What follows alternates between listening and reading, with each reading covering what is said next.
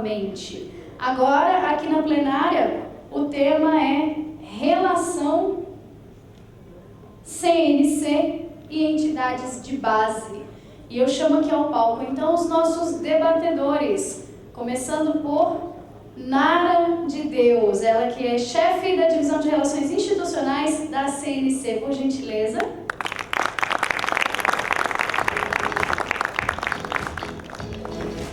A Nara é graduada em Assistência Social pela Unitins, pós-graduada em Direito Parlamentar e Processo Legislativo, chefe do gabinete pessoal do presidente da República, Michel Temer, de 2016 a 2018, e atual chefe da Divisão de Relações Institucionais da CNC. Convido ao palco também Gilberto Alvarenga.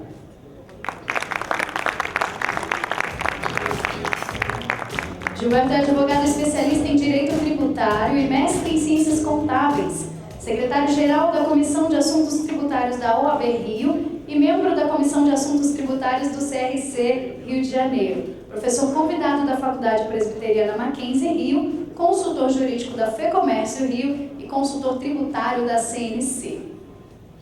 Chamamos agora ao palco Guilherme Mercês.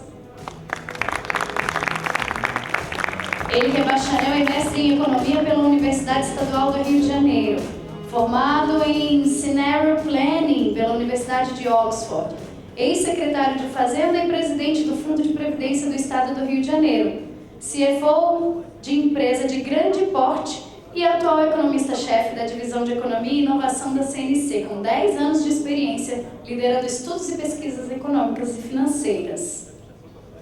Convidamos agora Roberto Lopes, advogado generalista, graduado em 1990, atuou como advogado credenciado junto ao INSS na área de responsabilidade civil, onde tem pós-graduação pela Emerge. É advogado sindical na divisão jurídica e sindical da CNC. Convidamos também Reiner Leite, advogado generalista e administrador de empresas, formado pela Universidade Católica de Brasília. Pós-graduado em Trabalhista e Previdenciária, é especialista executivo na divisão de Relações Institucionais da CNC e já tem 28 anos atuando nas relações institucionais da entidade maior do comércio.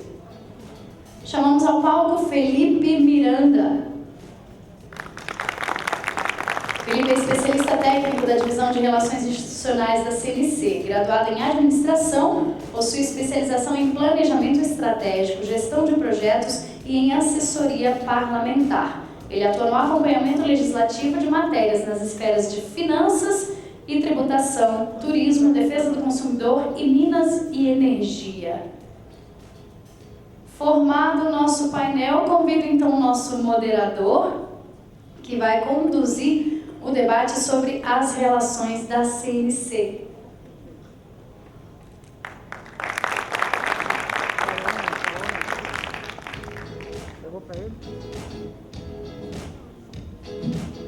E deixei para o moderador se apresentar. Boa tarde a todos. Sou Aldo Macri. Eu sou diretor do Cindy Lojas São Paulo, capital. Eu tenho uma grande honra de estar aqui presente e poder mediar este enorme grupo aqui da CNC. Eu queria agradecer ao nosso grande amigo, a Brita, que fez um evento maravilhoso, e também agradecer ao nosso presidente Tarso, que eu entendo, vi hoje também pelo seu vice-presidente, que eles estão com uma gestão focada, muito bem focada ao nosso favor, né? Às bases. E estou ansioso, como todos, em ver a explanação que eles vão enunciar agora, todo o seu arcabouço de situações. Então, a expectativa é muito grande. Eu dou a palavra a quem...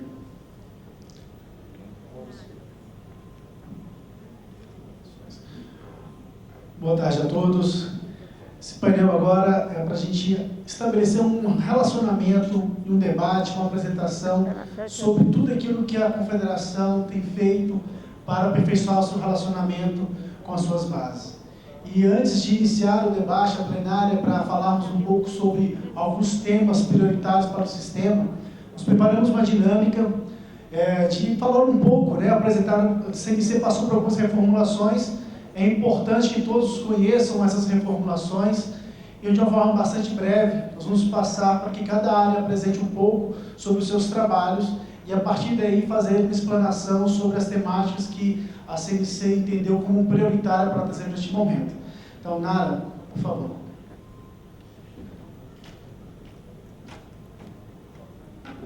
Eu vou falar em pé porque eu tenho um pouco de trique nervoso de falar sentada. Antes de mais nada, eu quero aqui fazer uma abertura, desse painel, e eu quero aqui fazer alguns agradecimentos. Então, eu quero apresentar também os nossos colegas.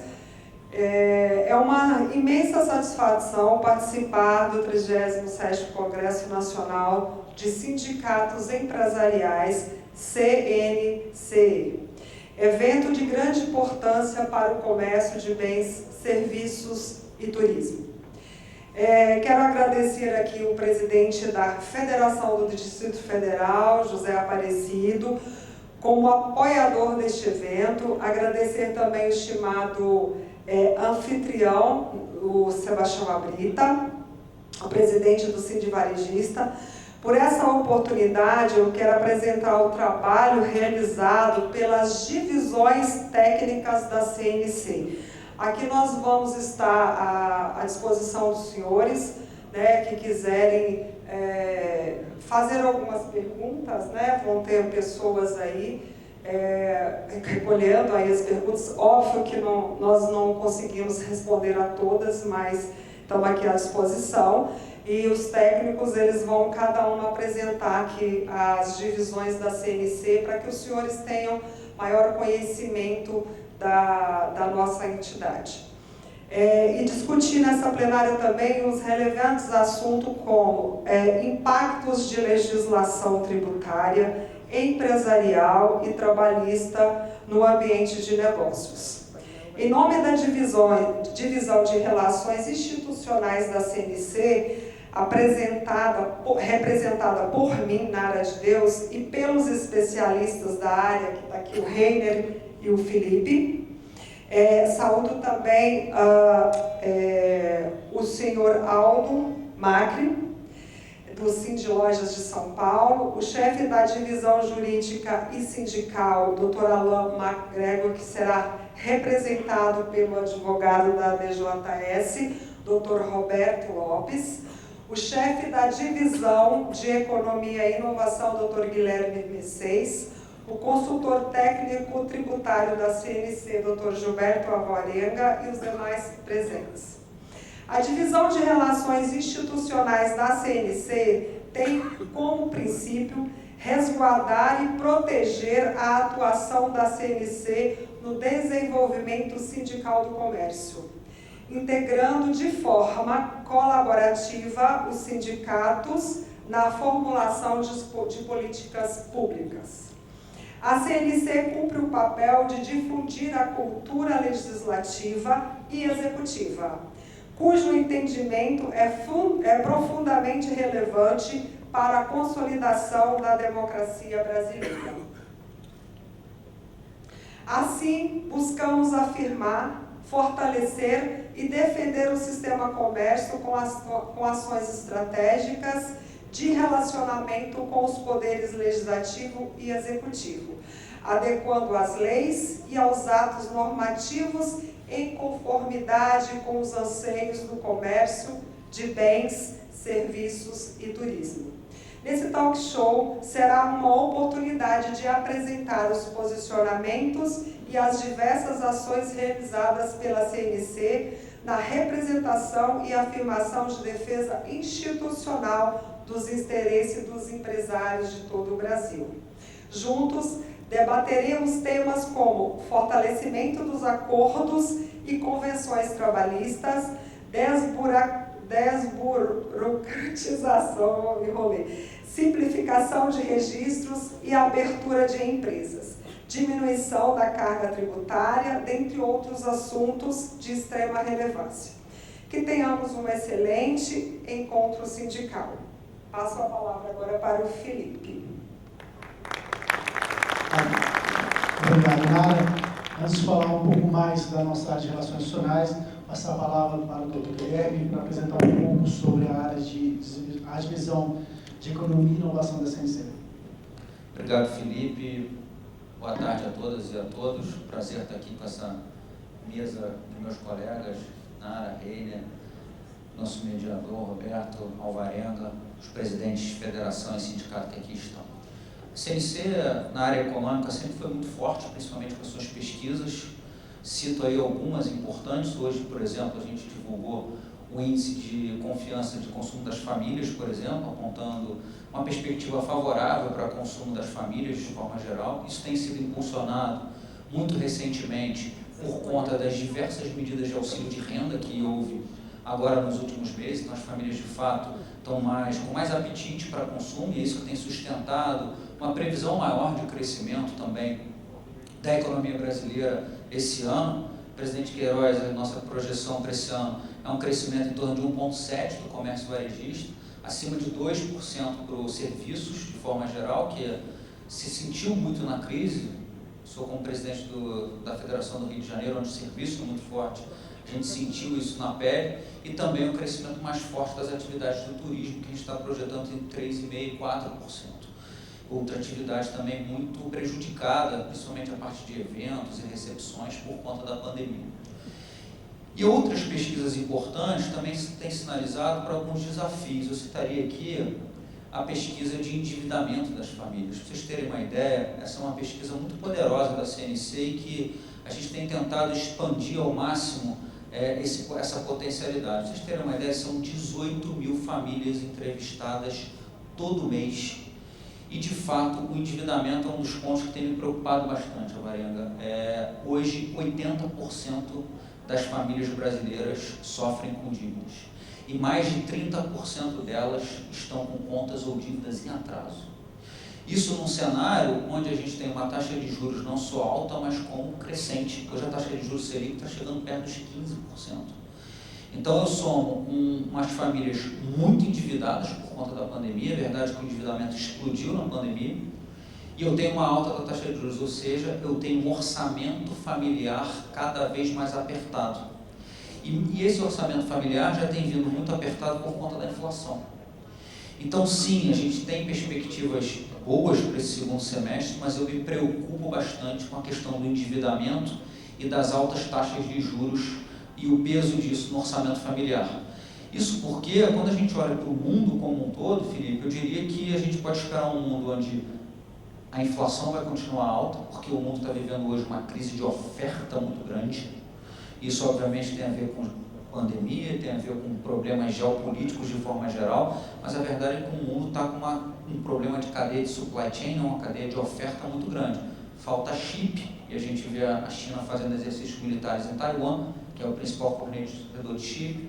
Falta gás na Europa, onde os preços do gás nunca tiveram tão altos, e o gás é insumo para a grande maioria das empresas e indústrias. Preço dos alimentos no alto. Então, quando a gente olha para frente para um cenário prospectivo, a gente tem uma perspectiva de inflação ainda elevada no mundo como um todo e no Brasil, e, consequentemente, a gente deve conviver com uma taxa de juros elevada durante um bom tempo. Então, me preocupa a questão familiar, e a gente está avançando cada vez mais nessas pesquisas, e a ideia é que a gente seja, na área de economia, um grande guia de consumo para os empresários, antecipando tendências, direcionando desafios, perspectivas de compra e, obviamente, sinalizando os grandes desafios em termos de política pública, Nara. Desde que eu cheguei, fiz questão de trabalhar muito em parceria com a sua equipe, essa interação da parte técnica de economia da CNC junto com a parte de relacionamento institucional, ou seja, a área de economia sendo o suporte fundamental para a defesa de interesse do comércio, do serviço e do turismo, ou seja, a gente precisa de embasamento. A gente precisa de embasamento para discutir temas como o piso salarial, onde é muito fácil dizer que isso é bom para o trabalhador. sem levar em conta de que o empresário tem uma capacidade de pagamento. E, obviamente, quando eu forço artificialmente o aumento de salário, no fim das contas, o resultado que eu vou ter é exatamente o inverso ao esperado, que é o aumento do desemprego, é a perda de renda da população. Então, esse embasamento técnico também tem sido uma das frentes muito grandes que a gente vai cada vez mais reforçar, mas que é um papel da área de economia da CNC trabalhar em parceria com a área de relacionamento institucional. E a outra terceira via que a gente está investindo muito, e aí parabenizo principalmente a doutora Simone, nossa secretária-geral, pela iniciativa de juntar a área de economia com a área de inovação. Eu diria que isso é particularmente importante, porque quando a gente olha a história do crescimento econômico mundial, economia e inovação sempre andaram juntos. Todas as grandes quebras tecnológicas estão relacionadas às grandes quebras e recuperações econômicas.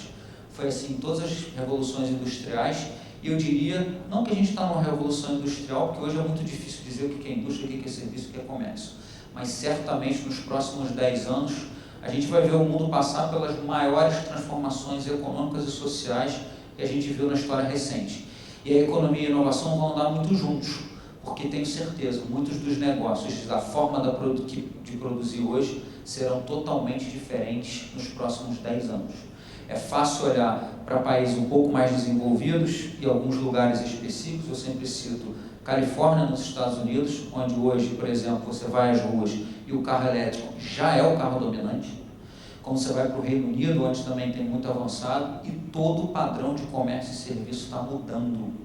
A gente tem, por exemplo, uma Amazon, que é um grande player de varejo mundial, comprando um grande supermercado que é o Whole Foods, e já com lojas sem funcionário nenhum, onde você chega, faz sua identificação facial, já te leva para o cadastro da Amazon, já associa você ao cartão de crédito, cada item que você pega ele já vai computando e você sai da loja. Então a transformação está chegando. E essa transformação de inovação e tecnológica, obviamente, ela demora um pouco para chegar na economia, porque as pessoas demoram a mudar os seus hábitos. Então tecnologia e mudança de sociedade andam juntas, então a gente vai investir muito nisso daqui para frente. Então esses são os grandes desafios da área de economia e inovação da CNC, e a gente vai debater muitos deles aqui nesse painel de hoje. Obrigado. Da mesma forma, o Dr. Roberto Lopes poderia nos falar um pouco sobre a área de visão jurídica e sindical da CNC, por gentileza. Boa tarde a todos. É um prazer muito grande estar nesse encontro. Parabenizo os organizadores na pessoa do Aldo Magno. Já participei de vários eventos. À época, eu era advogado da divisão sindical, mas a nova administração, a fim de otimizar as nossas atividades, houve uma fusão com a divisão jurídica, que é da gestão do Dr. Alan Magrego, que muitos já conhecem aqui de longa data.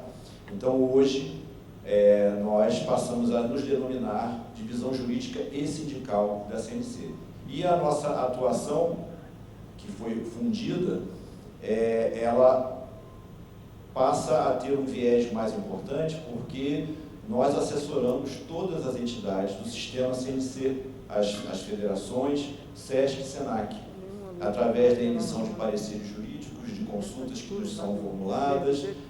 Assessoramos também as eleições da confederação, por demanda também auxiliamos quando há algum problema nas federações ou nos sindicatos. Nós também fazemos assessoramento à Comissão de Enquadramento e Registro Sindical do Comércio, que é o órgão técnico da CNC que define o enquadramento sindical, em substituição à antiga Comissão de Enquadramento Social Sindical do Ministério do Trabalho, antes da Constituição de 88, que naquela época havia a regra era a intervenção estatal no sindicato. Então o enquadramento sindical era feito por esse órgão vinculado ao Ministério do Trabalho.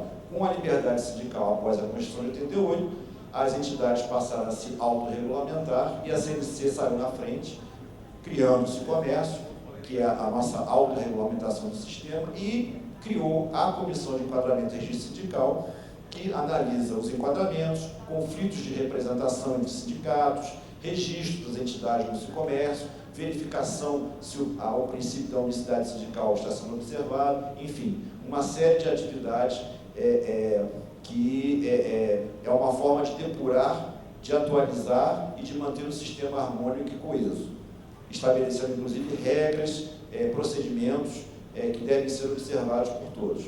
Nós também estamos fazendo agora o programa Atena, que é um programa que vai fazer uma gestão de pessoas e de entidades sindicais. Esse programa está em fase de implementação, estamos trabalhando com os outros órgãos da casa. A ideia é que em 2023 ele já esteja em implementação. Eu até convido as senhoras e os senhores para irem no nosso stand aqui ao lado e verificar com os nossos técnicos a ideia do programa, que vai nos ajudar muito nessa nova fase da qual nós estamos entrando, né, com o comércio, com essas inovações tecnológicas, com a Revolução Industrial 4.0, a nova forma de fazer comércio.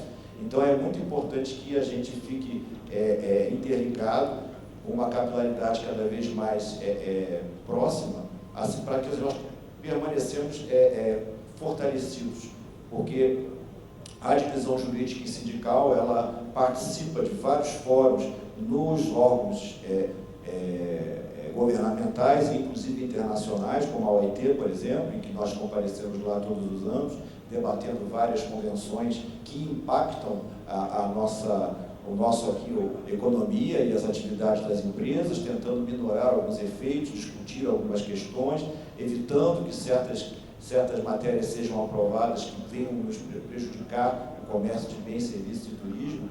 Então, nós fazemos uma atuação também em parceria com a DRI, com a Divisão Econômica e nesse sentido, porque nós fazemos pareceres em projetos de leis que podem impactar o comércio de bens, serviços e turismo. Fazemos uma parceria muito boa com a DRI, no sentido de que algumas matérias não sejam aprovadas, ou sejam alteradas, ou sejam vetadas quando vai para a Casa Civil.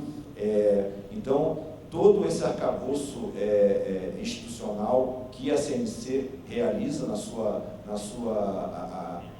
luta pela representação do comércio de bens, serviços e turismo, nós estamos lá exatamente para evitar que questões, inclusive na área trabalhista e sindical, né, existem muitas PECs que querem alterar o regime da unicidade para a pluralidade. Nós fazemos uma parceria nesse sentido de evitar esse tipo de situação.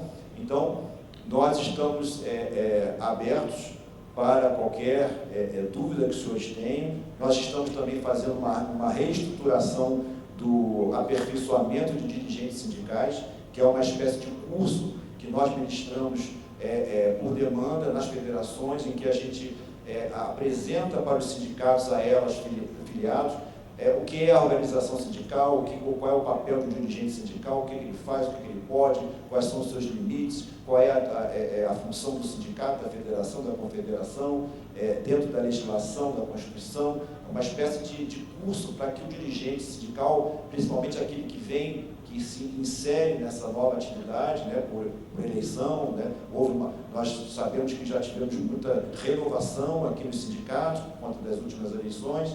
Então, é importante que eles estejam antenados para saber quais são os limites da sua atividade. Há também uma intenção de incluir a questão de SESC, SENAC regionais, quais são os gargalos, quais são os entraves, o que pode ser feito, o que não pode. Isso está sendo também estudado e estruturado para que, quando a gente for até as federações, a gente faria uma espécie de um curso completo, não só de gestão sindical, mas também da gestão do SESC e SENAC. Então, vejam a importância da divisão jurídica e sindical auxiliando aos senhores, né, no aperfeiçoamento da atividade de representação que os senhores fazem muito bem atualmente. Então, eu agradeço em nome do meu gestor, doutor Adão Magrelo, e ficamos à disposição para qualquer dúvida que os senhores tenham. Muito obrigado. Obrigado, Roberto. E antes da gente iniciar o próximo painel, coube a mim representar a pessoa mais elegante, né, dessa plenária, que é a Manara, claro, para falar um pouco sobre a área de relações institucionais da CNC. E por que nós deixamos a DRI por último? Porque, para falar da DRI, da área de divisão de relações institucionais da CNC, passa muito por aquilo que nós ouvimos das áreas. A CNC passou por um período, está passando por um processo muito importante, que trata de integração, né? Há uma conexão do sistema hoje da CNC, juntamente com as federações, SES, SENAC, com os próprios sindicatos, para que haja um relacionamento diferenciado. E isso é importante porque essa integração gera inovações. Criado DRI, iniciou antigamente a CNC tinha um cuidado muito maior, a maioria dos senhores aqui acompanham isso, no acompanhamento do Poder Legislativo. E o Dr. Tados viu a necessidade também de trazer esse acompanhamento mais próximo do Poder Executivo e dessa forma criou uma área, uma divisão de relações institucionais, aperfeiçoando todo esse relacionamento para que se gere oportunidades e prospecção de novos órgãos para que pudéssemos atuar. E dentro disso é importante falar aqui, Dr. Roberto, Dr. Guilherme, sobre repetir uma fala do Dr. Tados ontem do trinômio: democracia, liberdade econômica e segurança jurídica. Esses 3 pontos, ele é muito interligado com a nossa área, com as relações institucionais.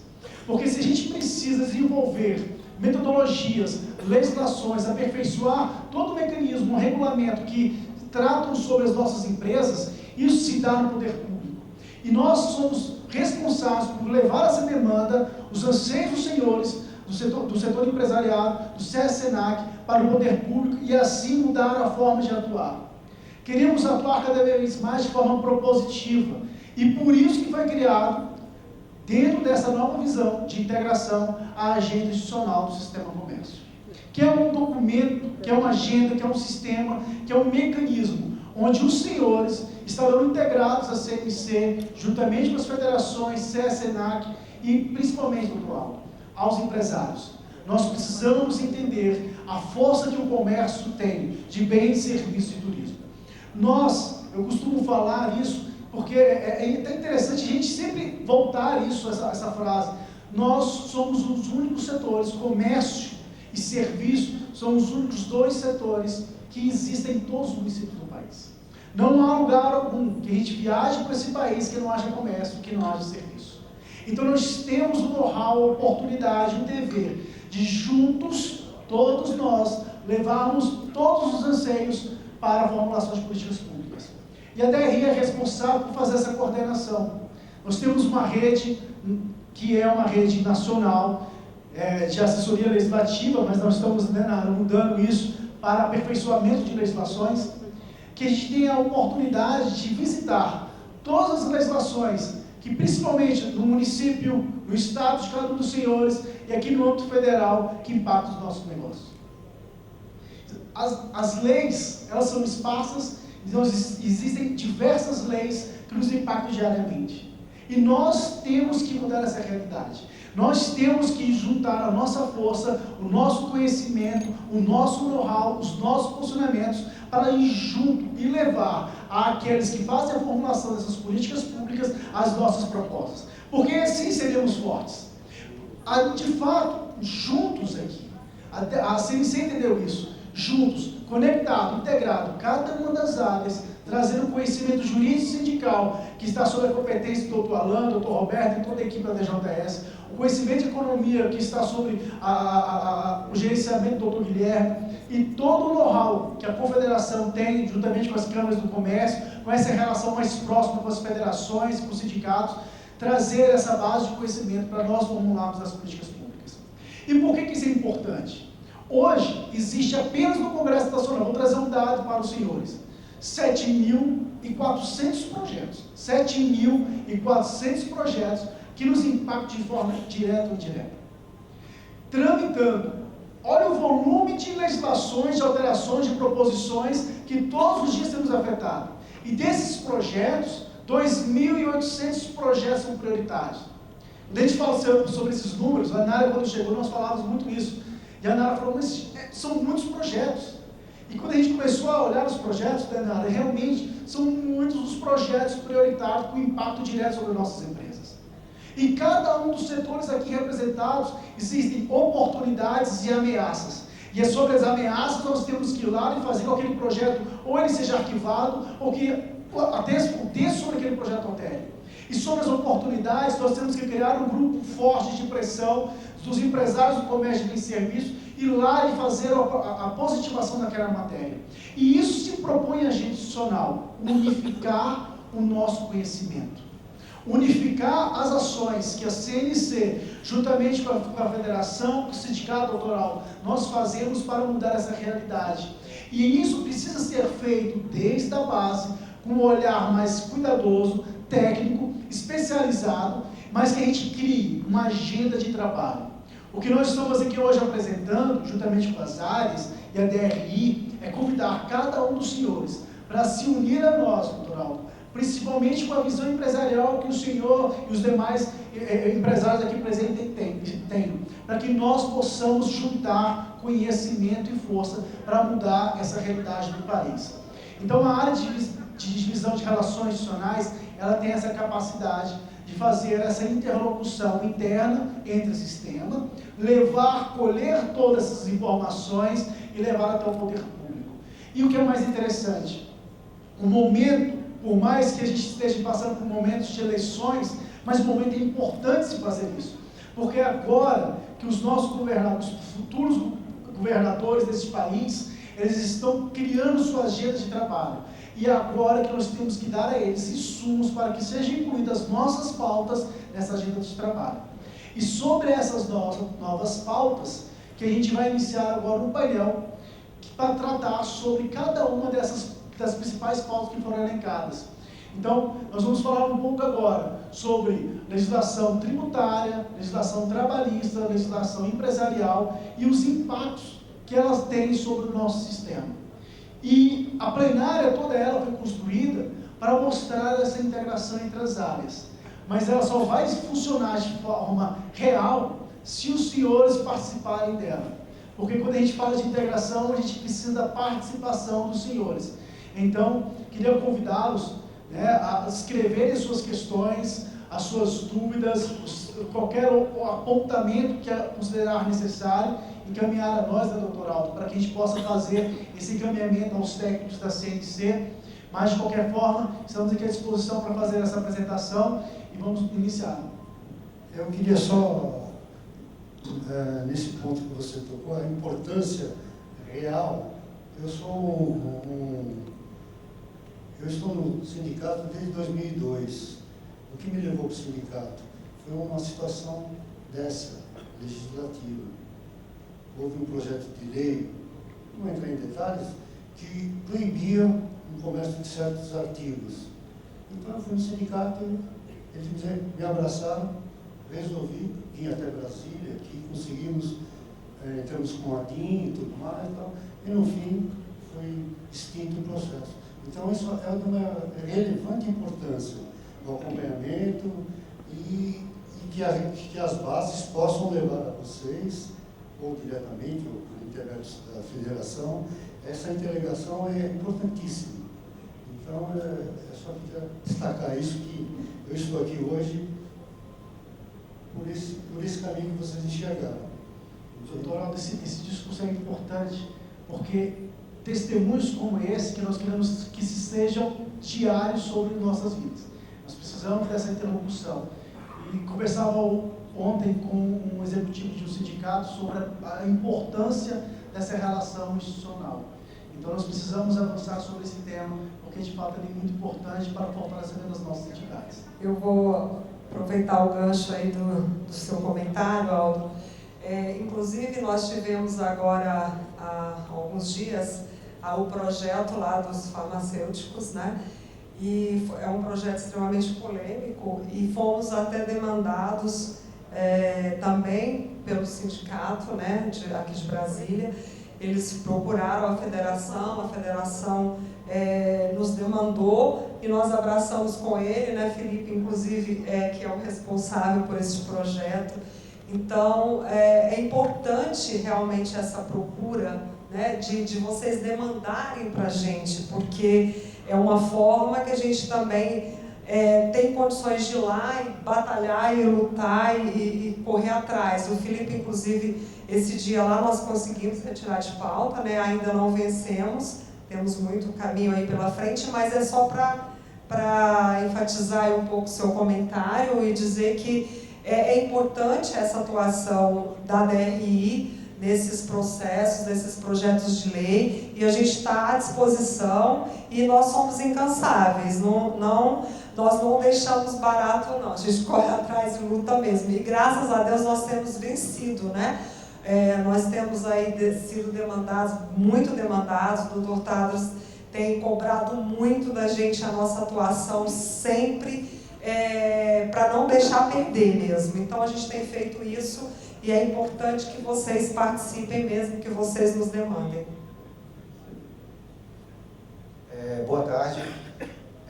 Só para contextualizar o que a Nara falou, da mesma sorte que o segmento farmacêutico estava extremamente prejudicado caso essa matéria prosperasse, logicamente, porque ela estabelecia um piso salarial de R$ 6.500 para os farmacêuticos e ainda ela também trazia alguns requisitos para o cumprimento da função.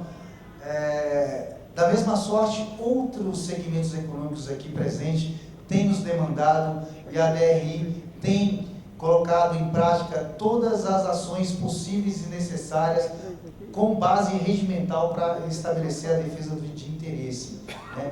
O projeto aqui de farmácia, que foi citado pelo colega, é um projeto que o legislador não sopesou o impacto, haja vista a diversidade regional do nosso país, né? Seria muito pertinente, talvez, São Paulo, que é a maior renda per capita do Brasil, talvez pagar tal remuneração de R$ 6.500, mas os pequenos municípios brasileiros jamais terão essa capacidade remuneratória, né? Estaríamos fadados certamente ao fracasso e à falência das farmácias interioranas, né?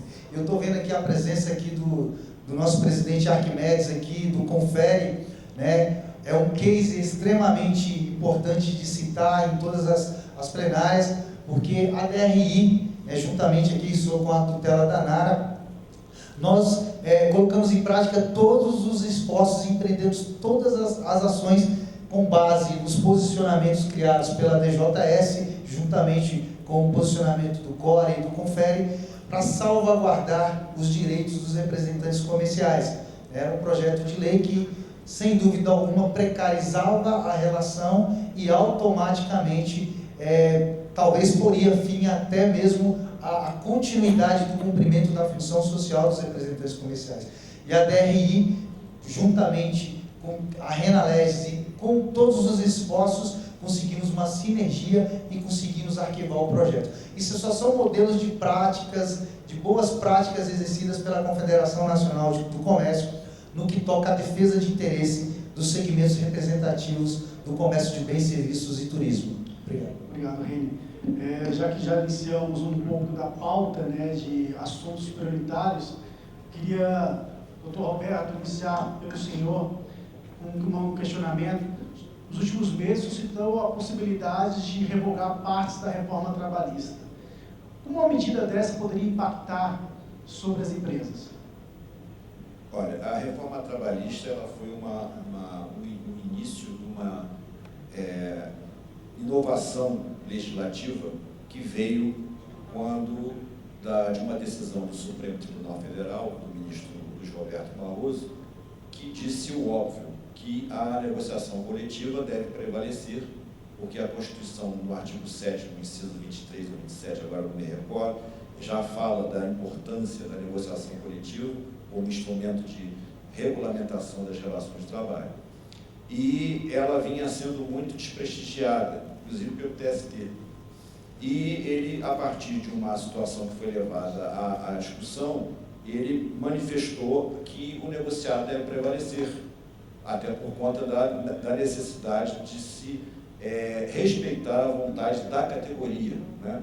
A partir daí, desencadeou todo o processo que levou à reforma trabalhista, que inicialmente era só para regulamentar o 611A e B, que é a questão do negociado sobre o legislado, e acabou abrangendo outras, quase que uma mini-reforma da CLT, né, que já tem mais de 70 anos, e que não está adequada às novas realidades do mercado, como eu já tinha falado, da Revolução Industrial 4.0, as inovações tecnológicas e diversas atividades econômicas que surgiram ao longo desses anos e que um instrumento que foi criado na década de 40 por uma sociedade que o presidente de Estado sempre ressalta, que era agrária e se transformou em sociedade de consumo, quando começava a ingressar nas cidades, e o legislador, percebendo o mote do Supremo, acabou ampliando e criando várias atualizações na reforma que beneficiaram muitas empresas. E, inclusive, se não fossem essas reformas, com a pandemia, certamente os efeitos negativos teriam sido muito maiores. Então, quando se fala em revogação da reforma trabalhista, eu sempre digo que nós não precisamos, nós temos que fazer o aperfeiçoamento da reforma trabalhista, porque existem muitos temas que ainda precisam ser mais estudados, mas principalmente sacramentar a questão da importância da negociação coletiva como um instrumento de pacificação social. E por que isso? Porque só os atores sociais, os senhores, as senhoras, sindicatos, federações, categoria, que sabem o calcanhar de cada um, seu calcanhar de aqui, de onde pega aqui. Então, através da negociação, os senhores vão fechar as cláusulas dentro das possibilidades de quem paga e de quem recebe. Então, fazendo uma normalização factível que possa ser implementada e cumprida por todos. Então, a partir do momento que o Estado vem ditando regras de forma uníssona, sem verificar os regionalismos e as diferenças econômicas de cada segmento, isso acaba impactando negativamente. Então, nesse sentido, eu não vejo espaço hoje para uma retomada ao passado, que seria a revogação da reforma, porque seria um retrocesso muito grande. E ao contrário, nós estamos verificando a necessidade de ampliar. Lembro aos senhores, há pouco tempo nós tivemos a lei do salão parceiro, que foi uma inovação no sentido de trazer para a formalidade, fazendo parcerias com os salões de beleza das pessoas que lá trabalham, criando uma nova espécie de empreendedores, né? Fazendo contratos de parceria. Essa lei foi questionada no Supremo, que seria inconstitucional. A CNC atuou como amicus curiae nessa ação, fazendo inclusive sustentação oral, com uma advogada nossa lá da DJS, a doutora Luciana Diniz, e nós conseguimos, através também com parcerias com a CNI, que o Supremo declarasse ela constitucional. Então, o que o Supremo sinaliza? Que novas formas de relações trabalhistas precisam ser implementadas e a Justiça do Trabalho, o TST, ele precisa abrir os seus olhos no sentido de verificar que não se pode voltar atrás, né? É preciso olhar para frente e se modernizar. Então, outras situações podem ensejar uma situação de parceria, a exemplo dessa lei.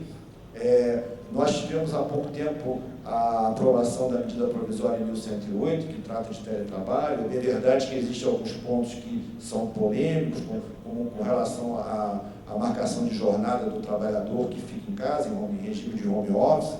Isso, inclusive, nós estamos analisando lá na DJS, a pedido da DRI, no sentido de tentar ver se o presidente veta esse artigo. Enfim, eu acho que nós precisamos avançar na modernização, avançar no aperfeiçoamento e, principalmente, solidificar de uma vez por todas a negociação coletiva como um instrumento de segurança jurídica e pacificação social das relações de trabalho, porque eu acho que é só assim que a gente conseguiria avançar nesse sentido. Obrigado, doutor Roberto. E falando sobre avançar, e o cenário do Congresso Nacional, né? Tem espaço para avançar ainda mais a reforma? Então, depois dessa belíssima apresentação dessa plenária pelo Dr. Roberto, esse é o anseio de todo o setor empresarial do comércio de bens, serviços e turismo, quiçá de todo o setor produtivo brasileiro, né? A ideia é flexibilizar ainda mais, haja vista a modernidade das relações do trabalho, conformidade o Dr. Roberto colocou. Porque flexibilizar é tornar flexível, é tornar menos rígido. E a flexibilização ela ocorre exatamente por meio da negociação coletiva, que se materializa, ou que se expressa através do ajuste da vontade das partes e de boa fé, e que se materializa através do acordo ou da convenção coletiva. E a própria reforma trabalhista sancionada pelo presidente Michel Temer, conforme muito bem disse o Dr. Roberto Lopes, ela trouxe como sua principal característica a prevalência do acordado sobre o legislado, inclusive para os ajustes das condições de trabalho e para também manter a boa relação entre capital e trabalho, né? Muito embora a CLT, a reforma trabalhista tenha sido flexibilizada nessa Lei 13.467 de 2017, é lógico que carecemos de aperfeiçoamentos na legislação, na CLT.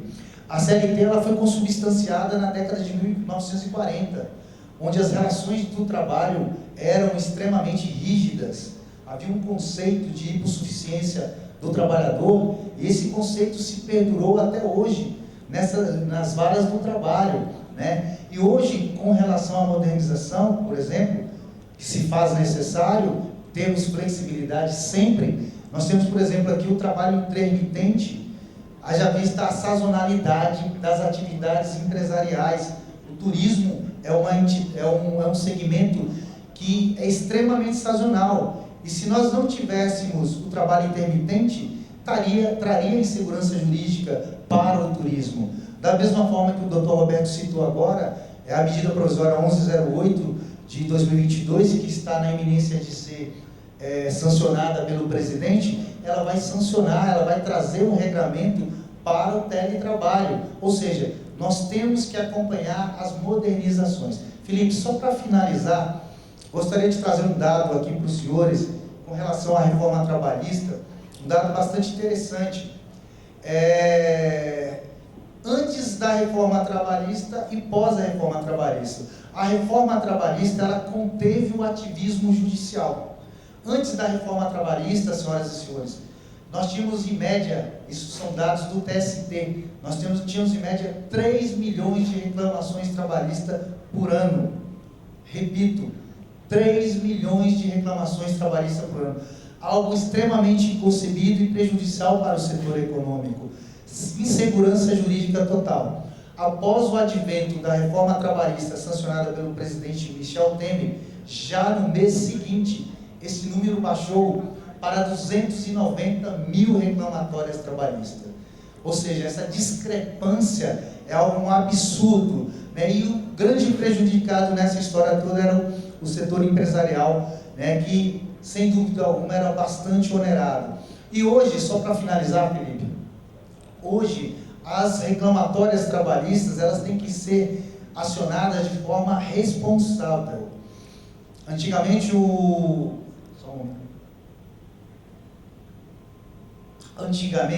o advogado, ele entrava com a reclamatória com 11, 12, 15 pedidos, né? E no máximo que acontecia era o deferimento ou indeferimento por parte do juiz. Hoje não, hoje na reforma trabalhista, que flexibilizou e trouxe segurança jurídica, então o advogado tem que ser responsável, exatamente porque nós temos o Instituto de Litigância de Má-Fé. E se o magistrado identificar abusividade, ilicitude, poderá incorrer em sanções, em multas para o reclamante. Então, eu só quis contextualizar isso da necessidade de flexibilizarmos as normas do trabalho e, junto com isso, andarmos de mãos dadas com a segurança jurídica. Excelente. Doutor Guilherme, toda a repercussão da reforma trabalhista, dessa possível revogação da reforma trabalhista, trouxe um mau humor no mercado, né? Isso impacta diretamente a economia do país? Sem dúvida nenhuma. Acho que esse reflete, a discussão sobre a reforma trabalhista reflete muito o que o presidente do Estado disse ontem sobre segurança jurídica. Isso me lembra muito a frase de um economista bastante famoso no Brasil, que é o Gustavo Franco, ex-presidente do Banco Central, que dizia que no Brasil até o passado é incerto. É um pouco isso que a gente discute. Em vez de a gente discutir para frente, Roberto, a gente discute se a gente deve fazer alguns retrocessos às vezes. Isso é muito ruim. Olhando para trás e olhando para frente. Olhando para trás, o que a gente tem de experiência, né? Quando a gente olha o mundo todo, quando você faz um estudo comparado de mercado de trabalho, os mercados de trabalho onde a taxa de desemprego é a menor são os mercados de trabalho onde a legislação é mais flexível possível. Então, Renner, não só os empresários são os prejudicados por uma legislação trabalhista muito rigorosa e muito travada, mas sim os trabalhadores. A gente olha para Estados Unidos, para a Alemanha, as taxas de desemprego são as menores. O desemprego ele sempre vai existir. E na teoria econômica a gente chama de desemprego natural, aquele desemprego que decorre da fricção, né, da troca de um trabalho pelo outro. Eu peço demissão do emprego, vou para o outro, alguém me demite, eu troco. Quando você tem legislações muito rígidas, esse desemprego friccional ele demora muito mais. Primeiro porque o empresário demora para demitir, porque ele tem um calhamaço de pagamentos para fazer. Depois que ele demora para contratar, na volta da crise. E a gente está vendo isso no Brasil agora. Só agora, em 2022, a gente está vendo o emprego subir. Por quê? Os empresários ficam reticentes de contratar novamente. Porque a incerteza econômica é inerente ao negócio e eles só voltam a contratar, ou seja, só voltam a correr o risco trabalhista quando eles de fato estão muito seguros de que o seu negócio vai retomar. Então, o maior prejudicado não é só as empresas, mas também os trabalhadores. Quando a gente olha para frente, isso é ainda pior. Por quê? Eu volto na questão da transformação econômica, social e tecnológica que a gente está vivendo. Se eu virar para um garoto de 18 anos hoje e perguntar se ele quer uma carteira de trabalho e ficar de 9 às 6 sentado no mesmo lugar durante 35 anos, a resposta de 90% vai ser não. Portanto, qualquer discussão nesse sentido é um retrocesso olhando para o passado, mas também para o futuro. Então, sem dúvida nenhuma, um grande tiro no pé para a economia e, acima de tudo, para os cidadãos e para o emprego no Brasil seria um retrocesso na reforma trabalhista. A gente tem que discutir, avançar ainda mais nesse processo e ter um mercado de trabalho cada vez mais flexível, onde a gente acabe com o conceito de hipossuficiência, pois todo trabalhador tem informação disponível para sentar na mesa e negociar o que é melhor para você, e isso é melhor para ele negociar e tratar as diferenças regionais, principalmente que tem no Brasil. A questão dos pisos salariais está na base da discussão de negociação coletiva. Eu não posso cobrar dentro do mesmo estado, a gente já discutiu o piso salarial no estado do Rio de Janeiro, eu passei quase 10 anos discutindo com a Assembleia Legislativa o piso salarial. Eu não posso colocar o mesmo piso salarial no município da capital do Rio de Janeiro e no município, por exemplo, de Itaperuna, no interior do estado, onde não tem emprego. As realidades são absolutamente diferentes e se eu botar a mesma régua, eu vou ter certamente impactos muito negativos para aqueles municípios onde a capacidade de pagamento é muito menor. Obrigado, Guilherme. E ainda falando um pouco, né, sobre essa questão de impacto sobre a economia, um tema bastante relevante também, doutor Gilberto Maranhão agora, nos últimos tempos, sobre todo esse debate que houve sobre legislação tributária, muito se falou sobre o impacto sobre o setor de serviços e sobre o setor de turismo. E são os dois setores que mais empregam no país, mas possivelmente eles poderiam ser os setores que mais seriam prejudicados numa possível reforma? Boa tarde a todas e a todos. Queria agradecer aqui primeiramente por esse evento. Acho que é muito importante a gente debater essas questões que afligem o empresário. E quando a gente está aqui diante dos presidentes de federação, dos presidentes de sindicatos, a gente está aqui nada mais do que representando o empresário.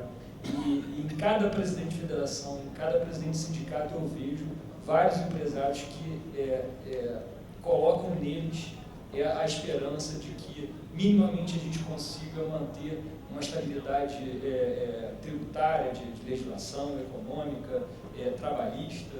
Então, eu acho que, e aí a gente falando do serviço, e aí o turismo que está englobado nesse serviço, eu acho que é muito importante a gente pensar que qualquer modificação que a gente vá vivenciar, ela deve observar situações peculiares de cada setor. Eu acho que a gente acaba sendo repetitivo com relação a isso. E várias modificações da legislação tributária que foram propostas ignoraram isso. A gente tem sempre a mania, né, de copiar cenários externos. Mas a gente tem situações diferentes. E o pior, às vezes copiando cenários externos sem observar peculiaridades dos próprios cenários externos. Se a gente observar, por exemplo, e aí traçando um comparativo, o Brasil, e aí na tabela de imposto de renda de pessoa física, tem 4 alíquotas no Brasil. No México tem 19. Será que a realidade do Brasil é melhor do que a do México? Por que lá tem 19 e aqui tem 4? Né? Os Estados Unidos tem 6, ou seja, é uma situação diferente. Se a gente pensar, a Noruega tem uma, mas tem uma faixa de isenção enorme. Ou seja, todos os países, quando legislam sobre a situação tributária, observam situações peculiares. A economia, é isso, doutor Guilherme, é fundamental para nortear as questões tributárias. A gente tem aí uma esteira de inovação e sempre a questão tributária está a reboque disso. Eu acho, e aí o doutor Guilherme vai me confirmar, a gente está num cenário que o serviço em breve vai suplantar qualquer outra atividade, inclusive, já suplanta hoje, né, a indústria. Até o hábito de consumo não é mais um hábito de consumo de aquisição, é um hábito de consumo de fruição. Então, hoje, ninguém mais compra um disquete, um CD-ROM ou qualquer coisa desse tipo que tem um aplicativo ou que tem um Windows ou coisa desse tipo. Você adquire aquela licença para usufruir. E isso acontece com qualquer atividade, com qualquer situação hoje em dia. Então, uma modificação da legislação tributária que onere setores que têm uma realidade diferente não significa, e aí um ponto, a gente colocar a mesma alíquota para todos os setores não é tratar os setores de forma igual, porque os setores têm realidades desiguais. Tratar os desiguais de forma igual é criar uma desigualdade ainda maior. E aí, eu acho que um ponto que a CNC, e aí uma orientação do nosso presidente de Estados, na verdade uma ordem, né, de sempre tentar preservar o setor de serviço, porque é o setor que mais entrega. É o setor que mais entrega, é o setor que tem mais capacidade de recuperar o emprego, que já é difícil, né, como dissemos aqui. Mas é um setor que precisa ter um alinhamento tributário. E com isso, a gente verifica a necessidade de que as reformas, o que a gente não identificou até agora, e até por isso que a gente, nas defesas que fizemos aí com as relações institucionais, a gente sempre teve reticência e sempre teve questionamentos com relação às propostas, justamente porque tais propostas não observavam situações peculiares e iriam piorar, e muito, a economia que já é combalida. Obrigado, Arenga. Doutor Guilherme, interessante, né? Porque esses dois setores, no momento de maior crise enfrentada, acabar a ouvir, né, dos legisladores a possibilidade de aumentar a sua tributação, isso pode impedir o crescimento. Correto? Eu acho que tem dois pontos importantes para a gente observar. E aí, em matéria tributária, isso vale bastante. Não existe uma varinha de condão que vai resolver todos os problemas tributários. Isso serve para tributário ou para qualquer coisa. Então, nessas discussões tributárias, por exemplo, eu lembro que tinha uma proposta que era sobre o imposto financeiro, que ele ia ser o único que ia resolver tudo. Impossível. Tá? Para todo problema complexo, existe uma solução simples e errada. A questão tributária é exatamente a mesma coisa. Então, esse é o primeiro ponto que a gente tem que observar. O sistema tributário é complexo porque a economia é complexa. Então, a gente tem que tentar simplificar? Sim. Questões conceituais de tributação. Tá? Quando a gente olha para o mundo todo, como é que é o desenho de um bom arcabouço tributário? Você tem muito peso na renda e no patrimônio e menos peso nos impostos indiretos sobre bens e serviços de forma geral, por um motivo simples, que tem a ver com as tabelas que a doutora Varenda citou agora. Por que no México tem várias tabelas e na Noruega só tem uma tabela? Por um motivo muito simples. A disparidade do México de renda é muito maior do que da Noruega. Tá? Então, quando eu faço muito peso nos impostos de bens e serviços, eu estou falando o seguinte, eu estou falando que o cidadão que ganha um salário mínimo vai pagar o mesmo valor absoluto de imposto na comida que ele come do que o cara que ganha 100 mil reais por mês. Isso é distorção tributária. Isso é regressividade tributária. Isso é má distribuição de renda. Então, quando a gente fala de sistema tributário, a gente tem que olhar o todo. Qual, na minha visão, um grande pecado dessa reforma tributária? ela olha só a tributação sobre bens e serviços, achando que uma varinha de condão vai resolver todos os problemas. E por que acaba que o comércio e serviço é mais prejudicado? Porque quando eu faço só a parte de bens e serviços, eu deixei intacta a renda e patrimônio. E quando eu olho para o conceito só de bens e serviços, o que diz a teoria? Olha, desonere a indústria mais do que comércio e serviço, por um motivo simples. A indústria é o que a gente chama de tradable, ou seja, os comercializados. A indústria sofre concorrência no mercado internacional. Quando eu olho para serviço, a gente brinca que o comércio é não comercializado, o serviço. Por quê? Eu sempre dou o exemplo do corte de cabelo, apesar de não se aplicar a mim. Mas quando o preço do corte de cabelo sobe, eu não posso trocar de país para cortar meu cabelo.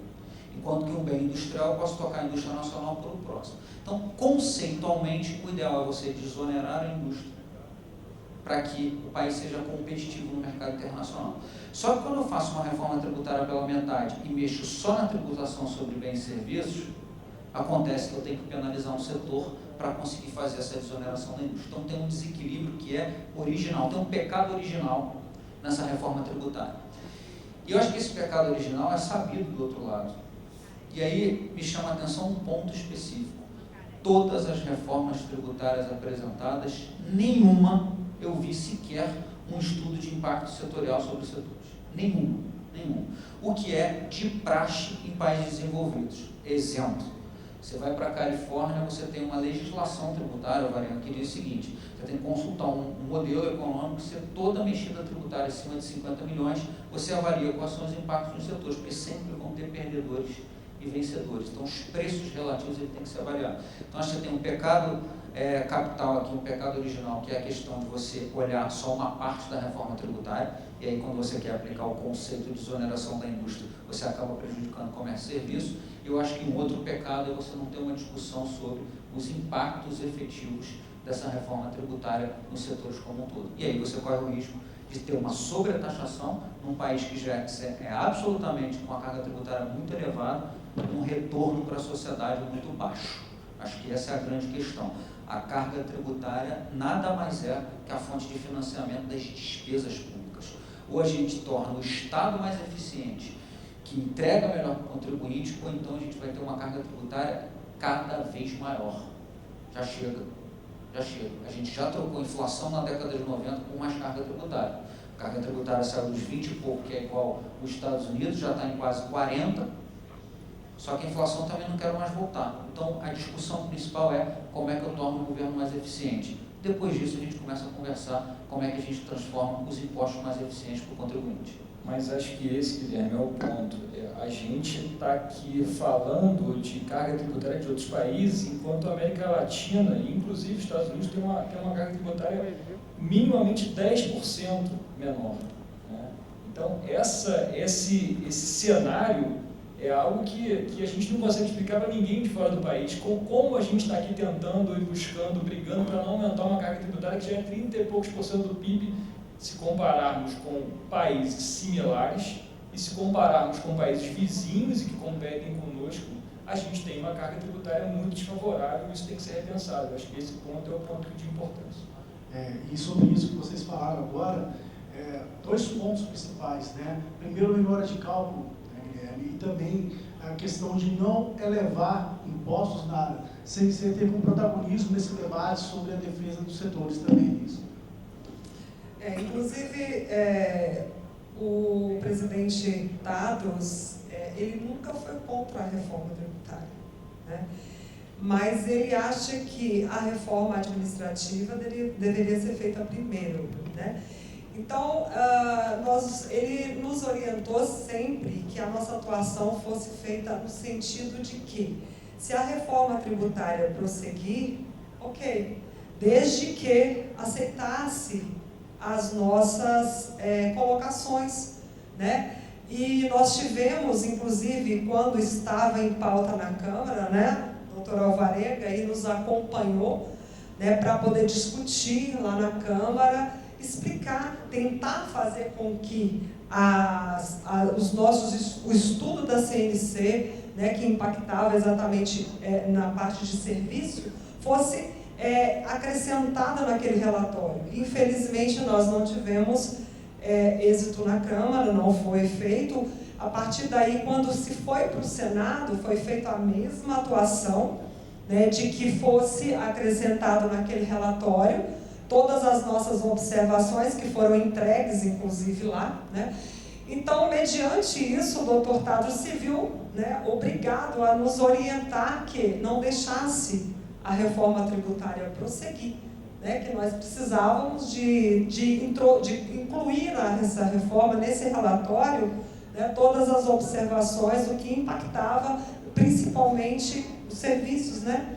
Então, nós tivemos sim protagonismo em relação à reforma tributária, que nós não atuamos fortemente para que ela não prosperasse. E não foi prosperada de fato, né? Que está aí se encerrando o ano, estamos em eleições, e ela não vai esse ano de forma alguma entrar em pauta. Acredito que vai ser discutida no próximo mandato, mas que o presidente Tadros, ele sempre disse o seguinte: reforma tributária nós não somos contra, nós estamos aqui, né, para que seja aprovada, embora seria pertinente que se fizesse a administrativa primeiro. Mas, infelizmente, nós não tivemos, não foram acatadas, né? O doutor Alvarenga esteve lá, conversamos com o relator, conversamos várias vezes com o senador Roberto Rocha, infelizmente não fomos ouvidos e fomos obrigados a barrar a reforma tributária, e com isso, e não atuamos só, porque nós tínhamos a indústria totalmente, né, favorável àquela reforma, e então, sim, acho que nós fomos protagonistas, sim. E ainda nesse tema da parte tributária, a simplificação é um grande mote, né, de todos os debates, mas parece que esse pilar foi invertido para alguns outros benefícios, correto? Sim, Felipe. Primeiro, parabenizar a Nara com as colocações acerca do grupo de pressão exercido pela CNC. A CNC foi eleita no Parlamento Brasileiro como um grande contraponto para a prosperação da reforma tributária, exatamente porque a reforma tributária ali proposta não se coadunava com o posicionamento da CNC. Como a Nara também muito bem disse, a CNC é extremamente favorável à alteração do sistema tributário nacional, mas que seja uma alteração que seja justa, que seja razoável, que valorize a livre iniciativa, que valorize o empreendedorismo, que traga segurança jurídica para as empresas e que diminua o risco do negócio, principalmente que seja atrativo para o investimento de capitais estrangeiros no país. Hoje nós temos, Felipe, um manicômio tributário, uma confusão tributária tremenda, e nenhum empreendedor, quando descobre toda essa confusão tributária, vai querer investir o seu dinheiro num país que não tem segurança jurídica, que o risco do negócio é muito grande. Eu vou me ater, como o Felipe falou, a 3 pontos aqui com relação à reforma tributária, tentarei ser extremamente breve. Alguns defensores da PEC 110, aqui colocada pela Nara, eles apontam a PEC 110 em 3 pilares de sustentação. Eles falam que a PEC 110 permeia a transparência, permeia a neutralidade tributária e permeia a simplificação tributária.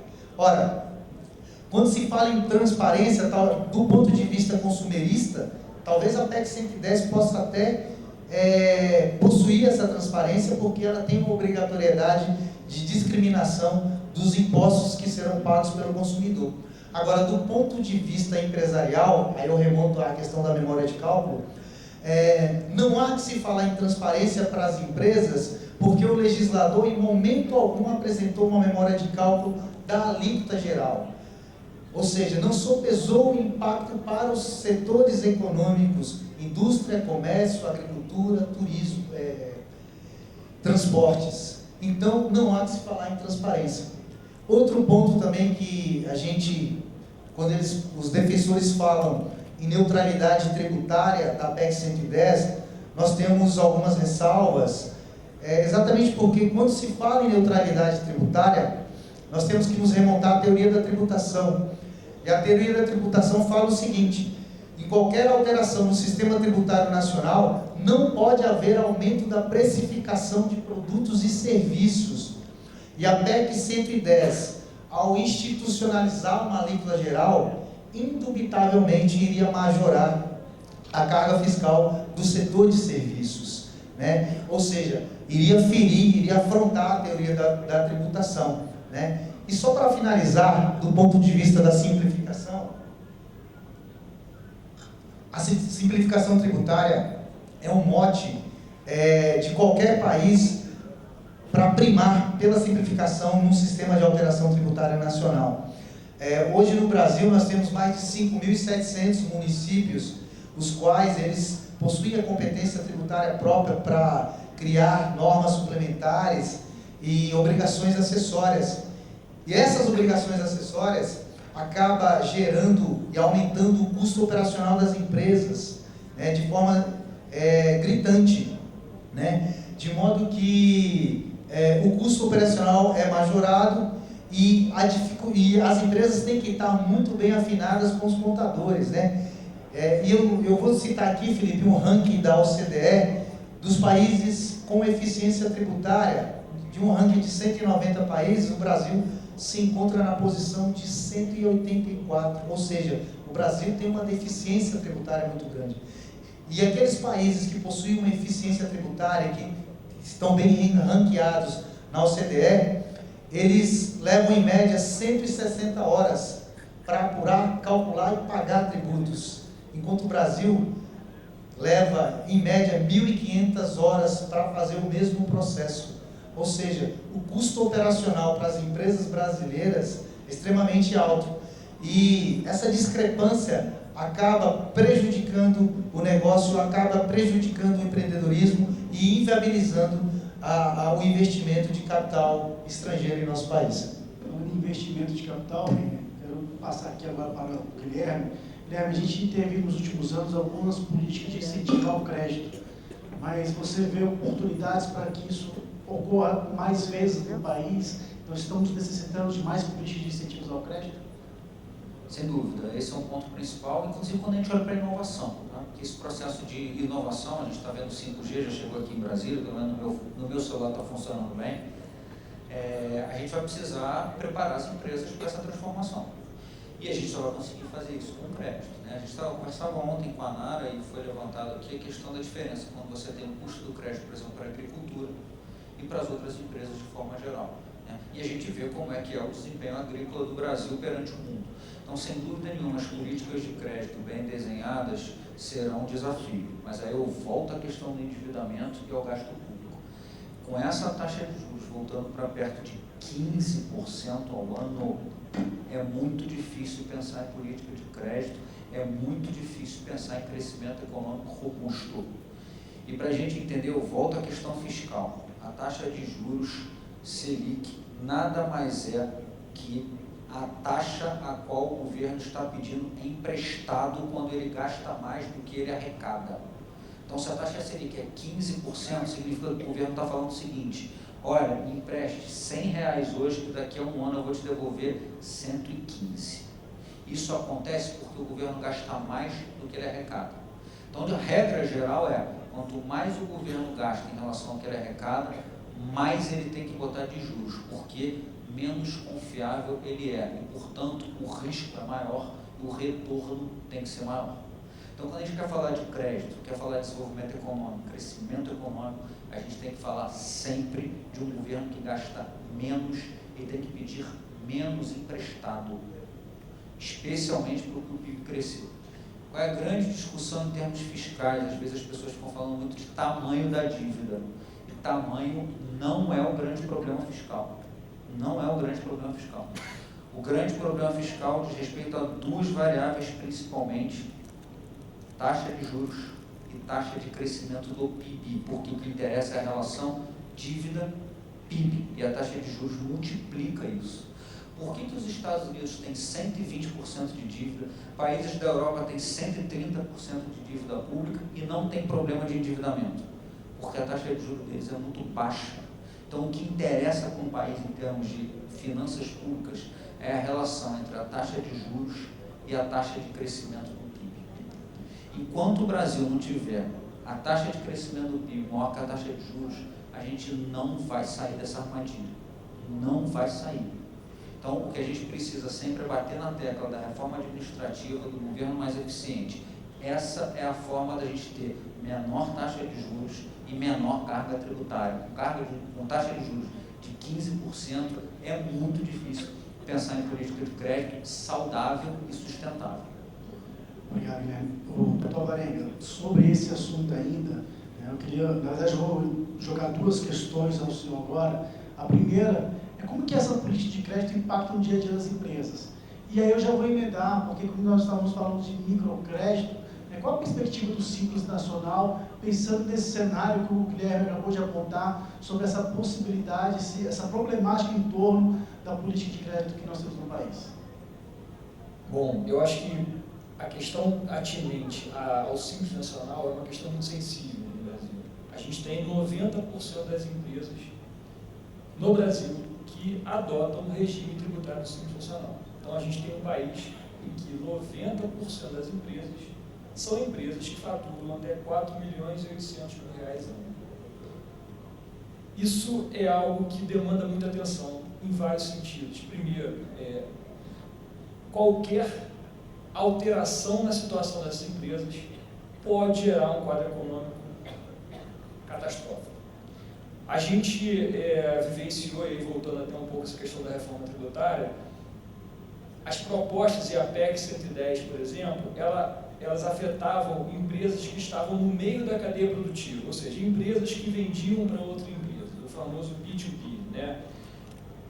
Nesse caso, estimava-se que o impacto na verdade, que o número de empresas que estão no meio da cadeia produtiva são 26% das empresas do Simples Nacional. Ora, se temos 90% das empresas no Brasil do Simples Nacional e afetamos 26% dessas empresas, estamos falando aí no impacto em 20% da economia.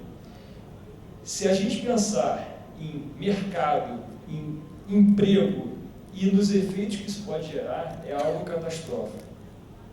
Então, eu acho que a política de microcrédito, a política tributária e a política fiscal, elas têm que estar alinhadas, porque a gente vê aqui um Estado com uma carga alta, que tem um custo alto, e o empresário ele é onerado duas vezes. Primeiro, porque ele vai a mercado e tem sempre um custo de captação de juros muito alto. Segundo, ele paga uma carga tributária alta para sustentar gastos públicos que vão gerar para ele mais tributação e mais custos de juros. Eu acho que a partir disso a gente vê que está tudo interligado. O Simples Nacional tem questões muito sensíveis que precisam ser melhor abordadas. E aí, a gente falando um pouquinho da atuação da RI, por exemplo, não adianta aumentar o limite do Simples Nacional nesse momento se o sublimite não vai ser aumentado. O que é o sublimite? A gente vai ter empresas do Simples Nacional com faturamento até R$8 milhões, R$7 milhões, mas que vão pagar o ICMS e o ISS numa forma ordinária, ou seja, os tributos mais complexos. Para vocês terem uma ideia, o maior tributo sobre o PIB é o ICMS. Eu não sei agora, depois da redução dos combustíveis, como isso vai ficar, mas em torno de 6,5% do PIB é ICMS. Então a gente tem um tributo oneroso, complexo, que na verdade não é um tributo, são 27 tributos, e para cada produto existe um tributo diferente, né? Então a gente está colocando o empresário do Simples Nacional, que precisa ter um fomento, que tem todo um arcabouço constitucional que deve prestigiá-lo, que é o alicerce e a base da economia brasileira, numa situação em que vai recolher o ICMS de uma forma, vai ser o pequeno comércio da mesma forma que uma grande montadora. Isso é algo que merece muita atenção. Então, as propostas legislativas também precisam ser pensadas para a realidade e para a eficácia na realidade. Então, nos parece muito interessante o simples aumento, mas um aumento sem uma acomodação do que já existe não é eficaz. É piorar ainda mais o cenário complexo que temos hoje. Então, eu acho que para que a gente possa vivenciar uma dinamicidade melhor e uma capacidade melhor do empresário para que ele possa desenvolver suas atividades, primeiro, a gente tem que ter um simples realmente simples. O simples não é simples.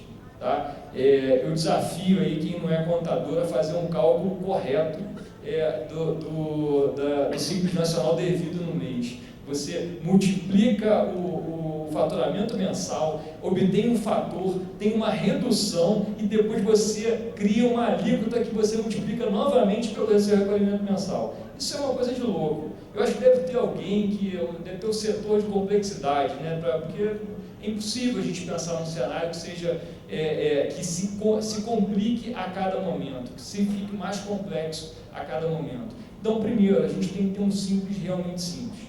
Eu acho que esse é o ponto. Segundo, são questões econômicas. A gente tem que ter fomento, incentivos com relação à questão trabalhista, incentivos com relação ao crédito e a questão econômica, para que a gente tenha aí um simples que realmente seja um ponto de partida para o crescimento de uma empresa, né? E não o nascimento e morte de uma empresa. O simples tem que ser o ponto de partida, o simples não pode ser o fim. Esse é o ponto. Obrigado. E sobre essas dificuldades das empresas, agora eu vou fazer um questionamento ao Dr. Roberto, porque das grandes problemáticas das empresas, Dr. Roberto, é a insegurança jurídica.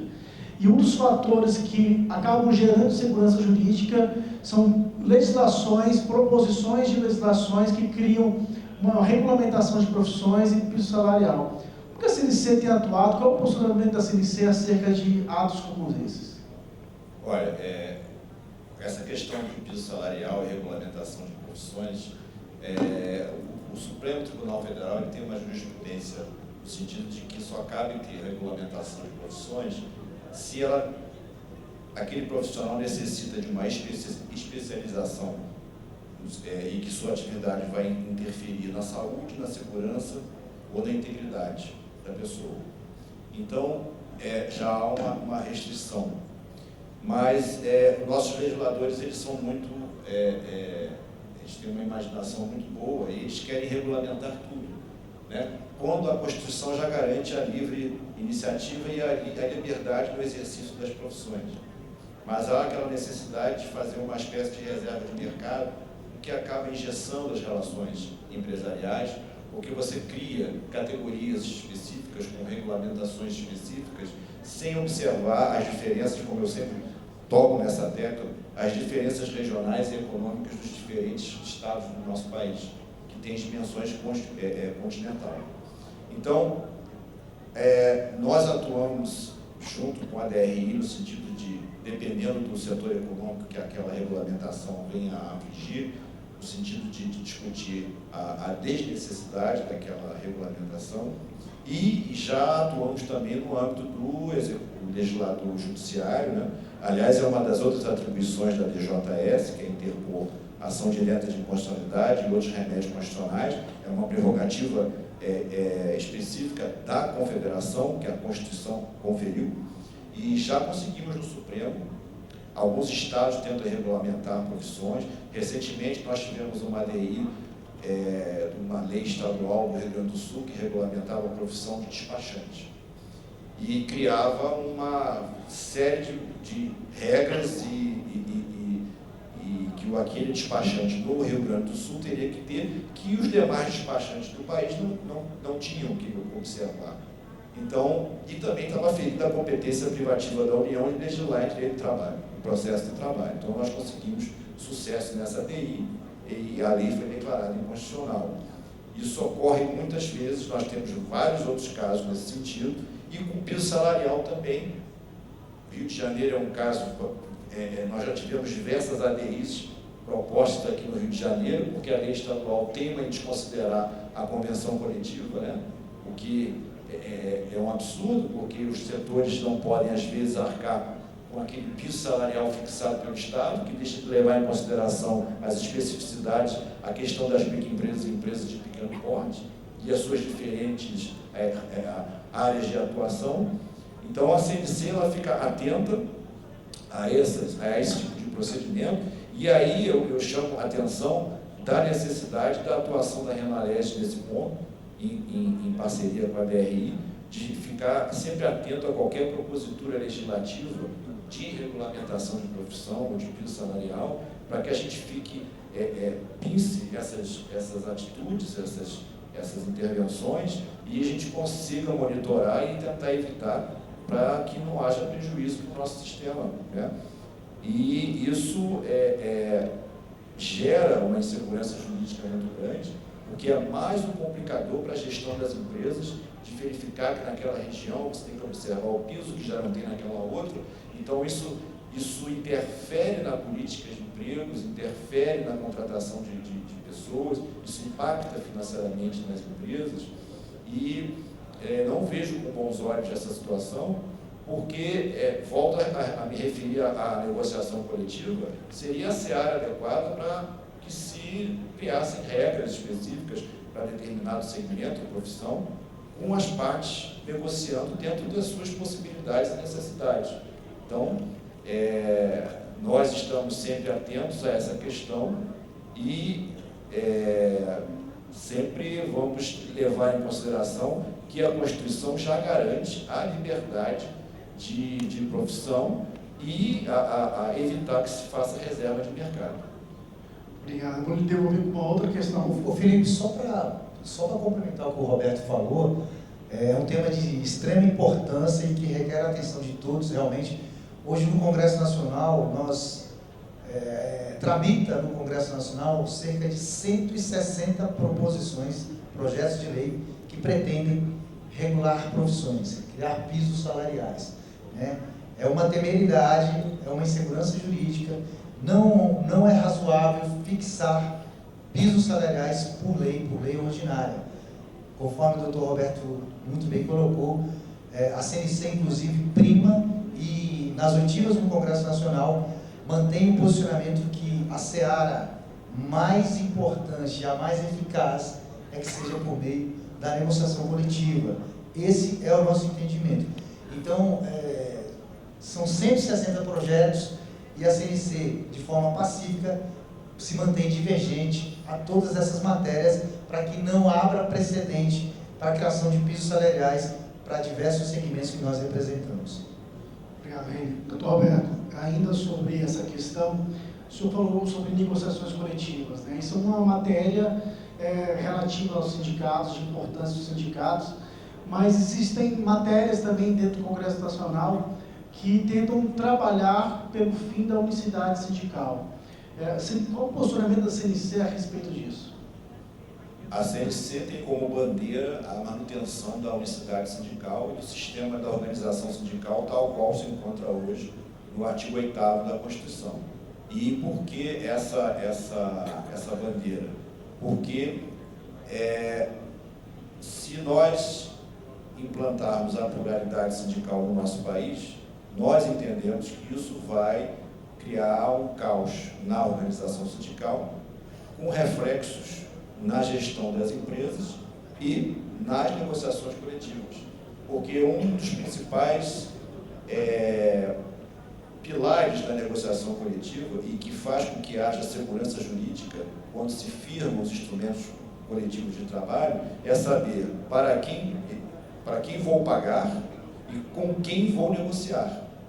No regime de pluralidade, não vai haver aquela simetria entre o sindicato patronal e o respectivo laboral. Por quê?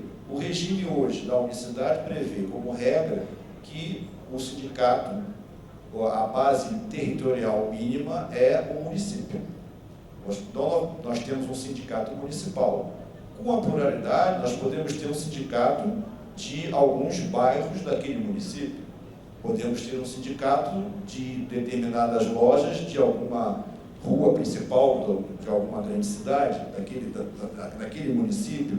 Nós vamos poder ter sindicatos de empresas daquele município e, a reboque, os sindicatos laborais respectivos.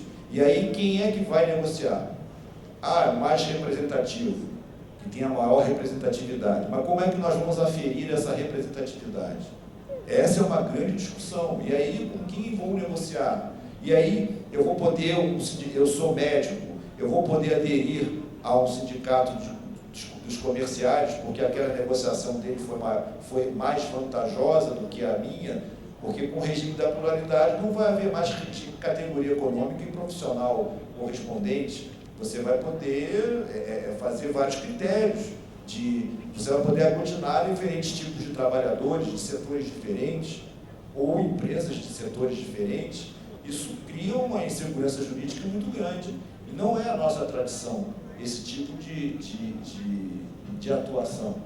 Então, e aí eu chamo a atenção do porquê da necessidade dos nossos sindicatos e das nossas federações observarem as regras do Sicomércio. Por quê? O sistema de autorregulamentação criado pela CNC lá em 1990, que é o Sicomércio, ela foi uma antevisão do que poderia ocorrer mais para frente, e no sentido de que a organização sindical pudesse ser autorregulamentável pelas próprias entidades.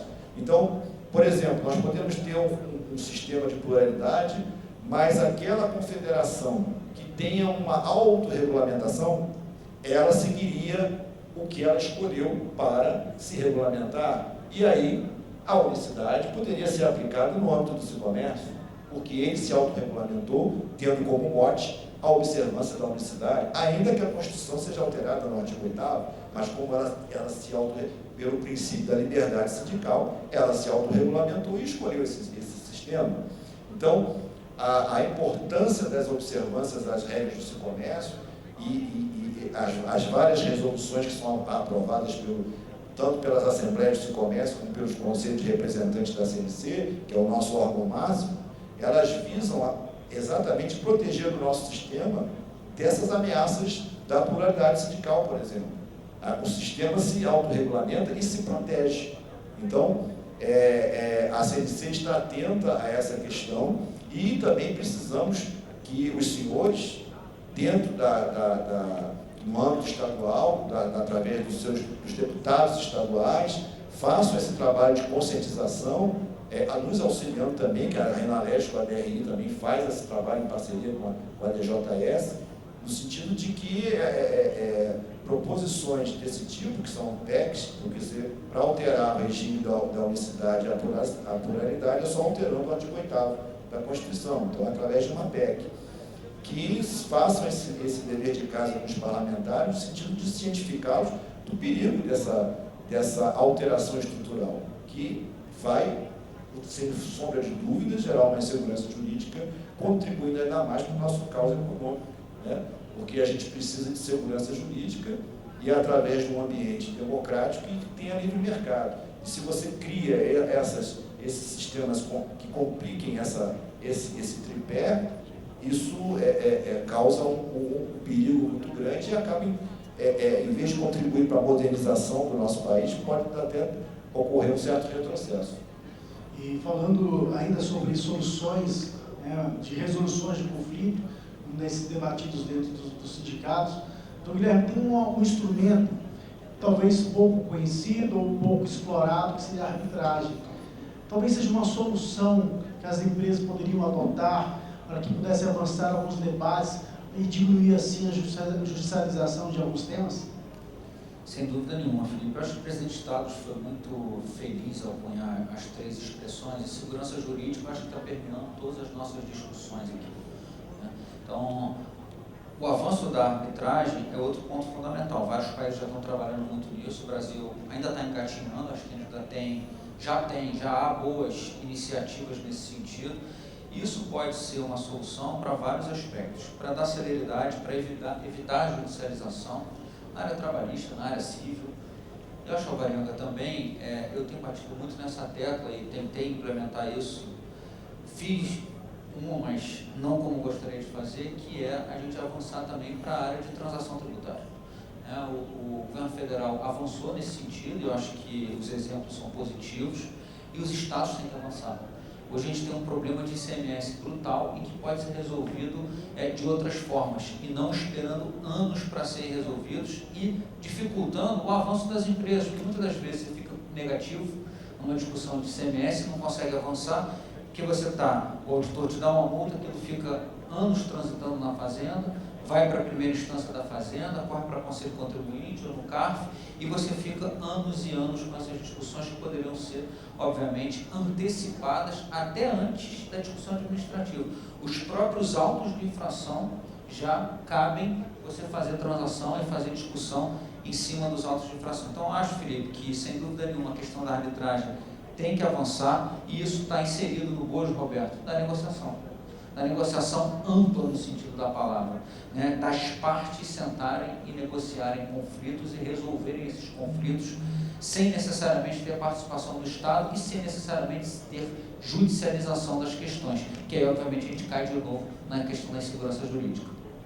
Só complementando, Guilherme, a reforma trabalhista ela possibilitou que a gente utilize o Instituto da Arbitragem para aquele trabalhador hipersuficiente, que ganha 2 vezes o teto máximo da Previdência, do valor da Previdência Social.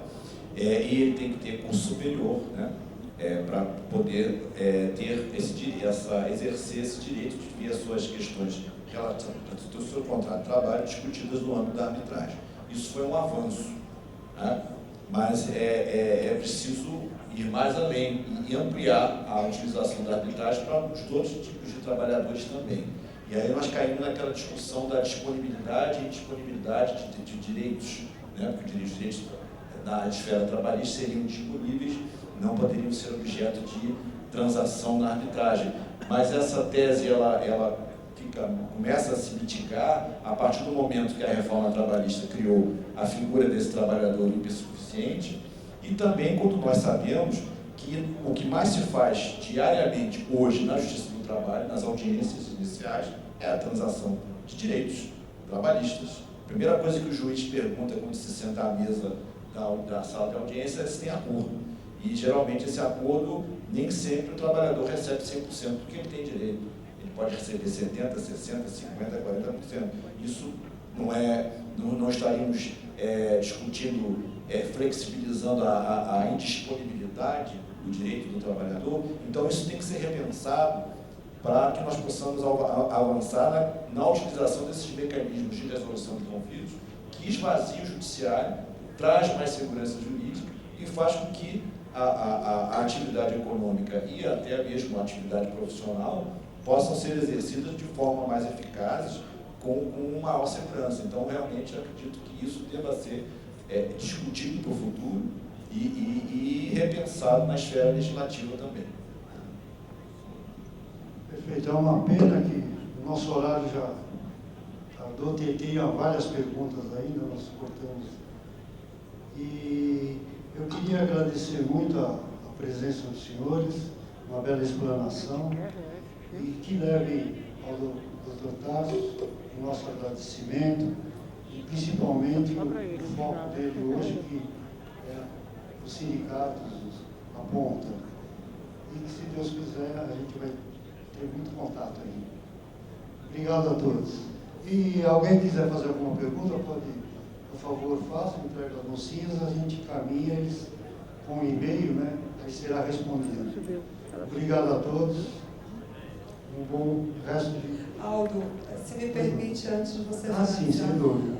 eu quero agradecer a oportunidade de estarmos aqui falando diretamente com os senhores, né? Eu quero agradecer ao presidente Aparecido, né, ao doutor Abrita por essa oportunidade importante, que mostrar para vocês, né, as áreas da CNC, como funcionam. E como eu fico aqui em Brasília, Relações Institucionais, ela está aqui em Brasília, eu me coloco à disposição dos senhores, juntamente com a equipe da DRI. Estamos todos os dias no Congresso Nacional e os senhores precisando, né, nos procure, nos demande, que nós estamos aqui a postos, né, que o Dr. Tadros tem cobrado todos os dias para que nós façamos uma atuação de fato bem positiva em relação às demandas do sistema comércio, né? Então, o que vem nos impactar a gente está realmente correndo e tentando todos os dias, né, trazer o melhor resultado para o sistema comércio. Então, assim, fiquem à vontade em nos procurar, estamos à disposição. E, mais uma vez, eu quero agradecer ao